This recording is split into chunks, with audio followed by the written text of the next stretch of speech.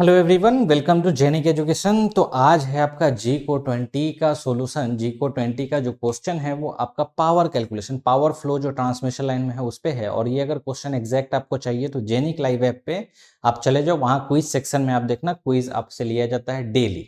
तो जो लोग भी फॉलो कर रहे हैं बिल्कुल आप फॉलो करते रहो, हर दिन आपको एक नया नया क्वेश्चन मिल रहा है। तो कहीं ना कहीं आपके लिए ये एडवांस क्या कहते हैं इंप्रूवमेंट का काम करेगा। और क्विज सेक्शन में भी टाइम लिमिटेशन है, तो टाइम लिमिटेशन से आपका कहीं ना कहीं एडवांटेजेस रहेगा। क्लियर? तो आज हम लोग जी को 20 का सबसे पहले मैं क्वेश्चन पढ़ देता हूं ताकि आपको समझ में आए क्या हो रहा है। Three phase transmission line has generalized circuit constant A बराबर D is equal to 0.85 at an angle of 0। मतलब एबीसीडी पैरामीटर में आपका A is equal to D is equal to 0.85 at an angle of 0 दिया हुआ है। उसके बाद B की वैल्यू दे दिया है 150 एट एन एंगल ऑफ 90, ऐसा कुछ है। ठीक है, एबीसीडी मॉडल। और उसके बाद बोल रहा है both sending end and receiving end are maintained at 200 kV. कितना पे मेंटेन है भैया? 200 केवी पे ये भी आपका मेंटेन है और ये भी आपका 200 केवी पे। और डिलीवर कर रहा है एक्टिव पावर यहां पे लोड को, दैट इज 160 मेगावाट, ऐसा। ठीक है, from sending to receiving end. ठीक है, उसके बाद बोल क्या रहा है कि आपको निकालना है power factor of load. Power factor of load कितना होगा ये बताना है, power factor of load. Clear? ठीक है, चलिए निकालते हैं और समझ में आएगा कि लोड भी आपका कैसा होगा, लैगिंग होगा कि लीडिंग होगा, वो भी हम लोग देख लेते हैं तो खुद ही समझ में आ जाएगा। ठीक है ना? Okay, power factor of load आपको पूछा है। ठीक है, अब देखिए एबीसीडी मॉडल है, तो एबीसीडी मॉडल में ऑब्वियसली ये सीरीज सर्किट नहीं है, एबीसीडी पैरामीटर है। तो इसका एक पावर फ्लो इक्वेशन होता है एसआर का, अगर आपको याद हो तो ठीक है, नहीं तो आप V R at an angle of 0 multiplied by I R conjugate करके भी निकाल सकते हो। आई आर आप कहाँ से लोगे? I S is equal to C V R plus D I R से। ठीक है ना?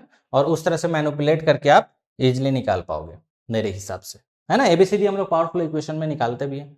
तो यहां पे देखिए एस आर की जो वैल्यू होती है that is mod of V S, mod of V R upon B at an angle of, this is beta ना, बीटा माइनस डेल्टा होता है।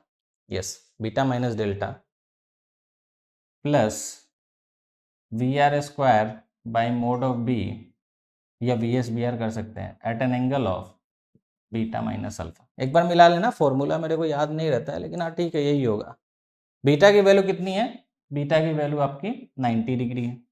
अल्फा की वैल्यू कितनी है? अल्फा की वैल्यू 0 है। ठीक है, दो ही एंगल हमको चाहिए। डेल्टा, डेल्टा की वैल्यू कितनी है?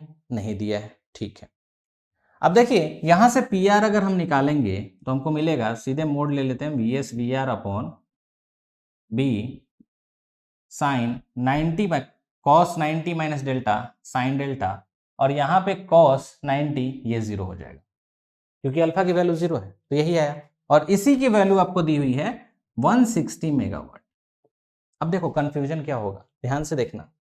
यहां जो बी की वैल्यू दिया है वो कहीं दिया है कि 150 ओम है, आई थिंक होना चाहिए क्वेश्चन में। अगर नहीं दिया हुआ है 150 ही सिर्फ दिया हुआ है, आप ओम में कंसीडर कर लीजिए, वो ओम लिखा रहेगा। ठीक है ना, ये ओम में है। आपसे गेम क्या खेल सकता था कि आपको ये जो बी की वैल्यू है ना, बी की वैल्यू आपको दे देता 0.5 पर यूनिट, ऐसा करके ऐड कुछ भी बेस वैल्यू दे देता 132 के वी 100 MVA इस तरह से करके, और आपको वी एस वी आर दिया रहता 200 केवी पे, तो ये 200 आप लिखते यहाँ पे 0.5 कर देते। मिस्टेक यहाँ होता है, मतलब एक चीज आप एक्चुअल वैल्यू में ले लेते और एक चीज आप पर यूनिट वैल्यू में ले लेते। तो ऐसा क्वेश्चन आ सकता है जिसमें आपका अलग अलग पैरामीटर में दिया हो। इस क्वेश्चन में ये ओम में है, अगर नहीं दिया हुआ है तो देना चाहिए था, हमारे साइड से अगर मिस्टेक है। ठीक है ना, टाइपिंग मिस्टेक में हो सकता है। 150 ओम है ये। अब यहाँ पे आप वैल्यू पुट करेंगे तो this will be equal to 200 का square upon 150 into sine delta is equal to 160 mega, और 10 to the power 3 10 to the power 3 cancel हो जाएगा। और यहां से आपको डेल्टा की वैल्यू जो मिलेगी, डायरेक्ट मैं लिख रहा हूं 36.869, 869 है, हाँ 869। इतना आपको डेल्टा मिल गया। जैसे ही आपको डेल्टा मिल गया तो इस जगह पे इस बस पे रिएक्टिव पावर कितना है वो हमको पता होना चाहिए। इस बस पे रिएक्टिव पावर कितना है वो पता होना चाहिए। अब देखिए यहाँ पे रिएक्टिव पावर जब हम निकालेंगे तो ऑब्वियसली इसी तरह से हम कर सकते हैं। तो VS VR अपॉन B, अब देखो गेम होगा यहाँ पे, मैं बता रहा हूँ। अब देखो यहाँ पे sine 90 minus delta cos delta है, ठीक है, माइनस VR² अपॉन B, ऐसे ही कुछ आएगा, वो आपका साइन 90 जीरो हो जाएगा। क्लियर? यहाँ पे जब आप वैल्यू पुट करके QR की वैल्यू निकालोगे, जो कि मैं डायरेक्टली लिख रहा हूं, डायरेक्ट आपका आंसर आएगा। डेल्टा की वैल्यू यहां से पुट करके यहां पुट कीजिए तो आपको मिलेगा -13.33 MVAR, -13.33 MVAR। माइनस का मतलब क्या है? जरा बताइए, यही हम आपको एक्सप्लेन करने जा रहे हैं। पावर फैक्टर ऑफ लोड की बात करो, डायरेक्ट आप कर दोगे, पावर फैक्टर ऑफ लोड क्या होना चाहिए वो आप खुद ही निकाल लोगे, वो कोई बड़ा चीज नहीं है हमारे लिए कि हाँ भाई कैसा लोड होगा कैसे निकालेंगे, वो हम खुद ही निकाल सकते हैं, कोई बड़ी चीज नहीं है। Minus QR is equal to हमको मिल गया -13.33 MVAR।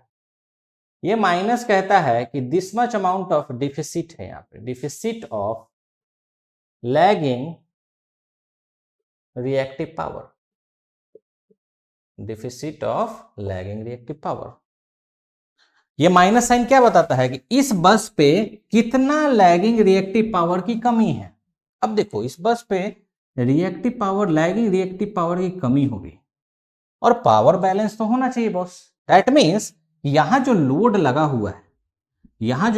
हुआ है उसमें ऐसा एक रिएक्टिव पावर कंपोनेंट होगा जो लैगिंग रिएक्टिव पावर डिलीवर करे इस बस को।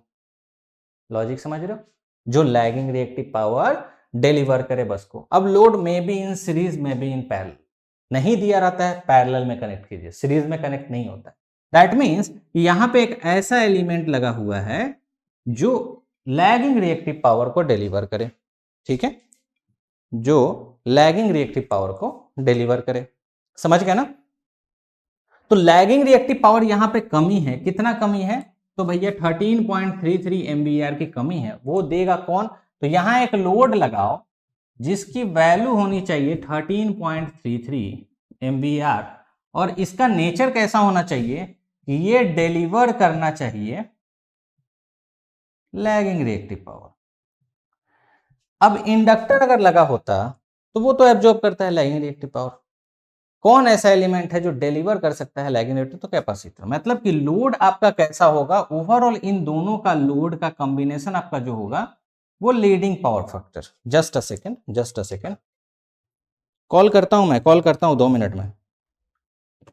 हाँ, तो यहां पे देखिए, यहां पे हम क्या कह रहे थे कि डिलीवर आपका जो कौन सा करेगा भैया, लोड जो होगा कैपेसिटिव नेचर का। दैट मीन्स कि लीडिंग पावर फैक्टर लोड होगा। तो अगर क्वेश्चन में ये रहता कि बताओ define the nature of load, कि लोड कैसा होगा या पावर फैक्टर का नेचर कैसा होगा, तो पावर फैक्टर का नेचर आपका लीडिंग पावर फैक्टर होगा और कितना होगा तो आप इजिली निकाल पाओगे। अब आपका मालूम है दिस इज पी कितना था हमारा 160, QC 13.33, फाई निकाल लीजिए, एज सिंपल एज दैट। तो पावर फैक्टर यहां पे आप निकालोगे ना cos फाई मैं डायरेक्टली लिख देता हूं 0.996 आएगा। तो यहां तो ठीक है 0.996 आप आंसर भी ला दिए, लेकिन अगर नेचर ऑफ लोड पूछता तो आपको पता होना चाहिए था कि इस बस पे लैगिंग रिएक्टिव पावर की कमी है। कौन देगा? तो या तो आप लोड से लोगे और कोई एलिमेंट है ही नहीं, तो लोड ही में कैपेसिटिव लोड है, कैपेसिटिव लोड कनेक्ट है। आइडियली कैपेसिटिव लोड नहीं कनेक्ट होता है, हमेशा लैगिंग लोड ही कनेक्ट होता है। लेकिन अभी इस केस में जैसा सिचुएशन है, यहां पर रिएक्टिव पावर की कमी होगी, लैगिंग रिएक्टिव पावर की, वो कौन देगा? तो कैपेसिटर। इसका मतलब क्या है कि जो लोड है वो आपका लीडिंग पावर फैक्टर लोड है। Clear everybody? तो छोटी छोटी चीज है लेकिन ध्यान रखना है अपने को और उसी तरह से सोल्व करना है। तो पावर फैक्टर जो होगा 0.996 इज द करेक्ट और उसी हिसाब से इसका जो आंसर होना चाहिए 0.996। अब देखो यहाँ पे 160 मेगावाट और 13 बहुत कम है, मतलब रिएक्टिव पावर तो बहुत कम है ना, इसके वजह से आपका पावर फैक्टर 0.99 में आ गया। समझ रहे हो? तो क्वेश्चन जब बनेगा तो इतना रिएक्टिव पावर नहीं होगा, हो सकता है यहाँ पे आपको और भी कुछ दिया रहा है जिससे ओवरऑल रिएक्टिव पावर और बढ़े और पावर फैक्टर आपको कुछ ऐसा मिले 0.85 0.89 तो थोड़ा लगेगा ना। 0.99 तो ऑलरेडी यूनिटी पावर फैक्टर के बराबर हो गया, क्योंकि हम एक्टिव पावर बहुत ज्यादा ले रहे हैं, रिएक्टिव पावर बहुत कम है। Clear everybody? ठीक है, तो इस तरह से सोचना है आपको, हर एक चीज को सोचिए समझिए, और इसका जो फाइनल आंसर आएगा वो आएगा 0.996। तो इसी तरह से जुड़े रहो। जी को 20 खत्म हो गया। नेक्स्ट देखते हैं, अगर आया तो आपको मिलेगा सॉल्यूशन। अभी तक मैं इतना ही डिजाइन किया था, और नहीं आया तो कोई बात नहीं, आप 20 क्वेश्चन को रिवीजन करो और आगे भी प्रोसीड करते जाओ। और लाइव स्ट्रीम हमारा जो प्रोजेक्ट है उसको भी एक बार देख लो, ठीक है ना, क्योंकि लाइव स्ट्रीम में हम लोग एकदम हर चीज लाइव करने वाले। Clear everybody? तो चलिए मिलते हैं नेक्स्ट लेक्चर में इसी तरह से। और कुछ आपको क्वेश्चंस या और कुछ कुछ हमारे साइड से कुछ है, आपको क्वेरी है कुछ है, तो कमेंट करके पूछ सकते हो, उसमें हम रिप्लाई जरूर देंगे। या फिर अगर लगेगा कि हाँ इस पर एक वीडियो बनाना चाहिए तो बिल्कुल हम आपके लिए बनाएंगे। ठीक है, okay, thank you so much.